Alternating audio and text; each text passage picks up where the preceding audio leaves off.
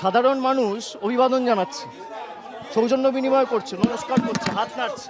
আর বিজেপির কজন গুন্ডা আমাদের দলের দীর্ঘদিনের সহকর্মী, সোশ্যাল মিডিয়ার অ্যাক্টিভ কর্মী, ওর বাড়িতে আমি এসেছি বাবার সাথে দেখা করতে, পরিবারের লোকেদের সাথে দেখা করতে।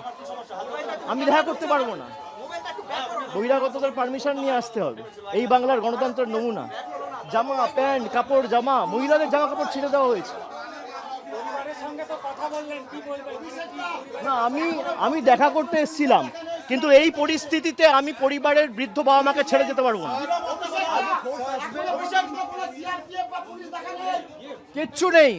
এবং আমার কাছে হোয়াটসঅ্যাপ রয়েছে, হোয়াটসঅ্যাপের কমিউনিকেশনের স্ক্রিনশট রয়েছে। দেখুন, এখানে মিডিয়া রয়েছেন, তাও চাল ভাঙার চেষ্টা, ঘর ভাঙার চেষ্টা, দেওয়াল প্রায় ভেঙে দেয়, জানলা দরজা ভেঙে দেয়।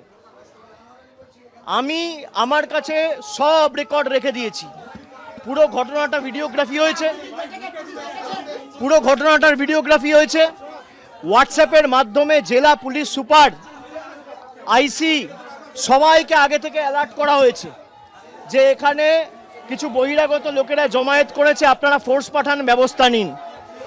একজন পুলিশের প্রতিনিধি নেই, একজন। আমরা ভয় পাওয়ার লোক নই।